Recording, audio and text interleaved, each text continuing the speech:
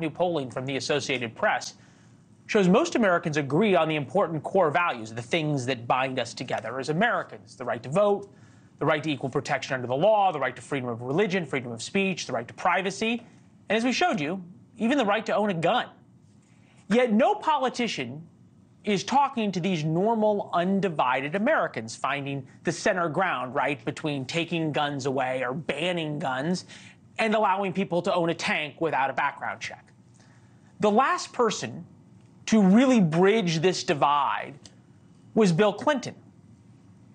You have to think about Bill Clinton now in a very different way. So this is 2024. We're going to go all the way back 28 years to some of the ads he ran in his 1996 reelection campaign. President Clinton increased border patrols 40% to catch illegal immigrants. Record number of deportations. No welfare for illegal aliens. Anti-drug programs for schools.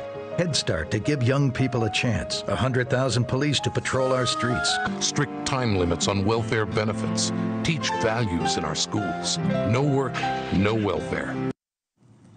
Mark Penn was a key advisor to Bill Clinton's 1996 reelection. Joins us now. Mark, I was watching you on the other monitor we have here in the studio when those ads were playing, and there was this wry smile that extended across your face.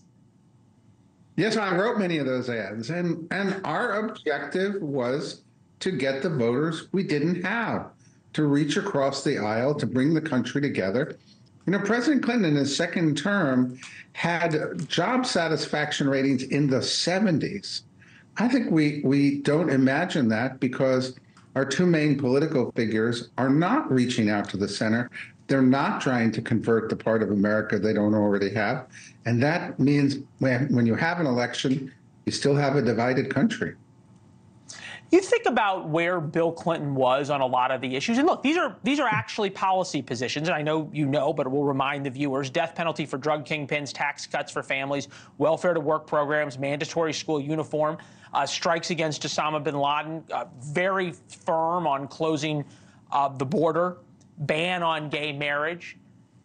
Could a Bill Clinton-like candidate win today? Forget even as a Democrat, as a Republican, he'd be branded a right-wing kook.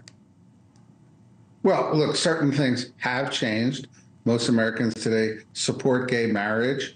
Bill Clinton today would be a different Bill Clinton because he would be dealing with the issues of today. But he would be reaching across the aisle on how do we deal with energy prices, how do we deal with immigration, how do we deal with the border, what compromises could we make, how do we, most importantly, get back to a balanced budget. That was like the number one criteria, but we did it according to our values.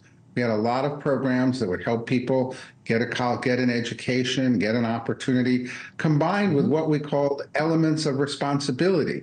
And those two elements work together to have a responsible government that the majority of Americans really liked at that time. Is there something about this, though, that's a little nostalgic, right? I mean, I'm used to, I should say I'm used to. You now hear Democrats speaking wistfully about George W. Bush in the better days. There's Republicans who go, oh, Bill Clinton. I mean, just if we could get back to Bill Clinton. And you think about what impeachment was like during the second term. Then you hear Democrats, oh, well, Ronald Reagan, the Gipper. I mean, who doesn't like the Gipper? The mind has a funny way of playing tricks, doesn't it? Well, yes, politics always was contentious. But, you know, both President Reagan and President Clinton achieved these job ratings in the 70s. They did have a direction that they were taking the country.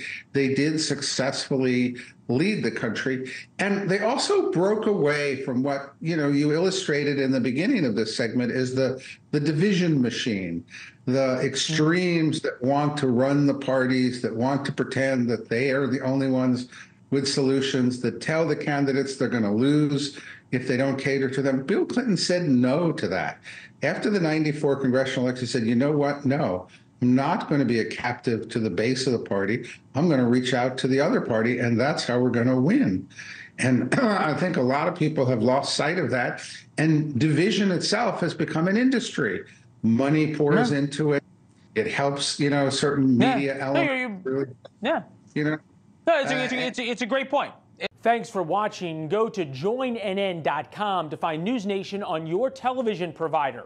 And don't forget to click the red subscribe button below to get more of NewsNation's fact-driven, unbiased coverage.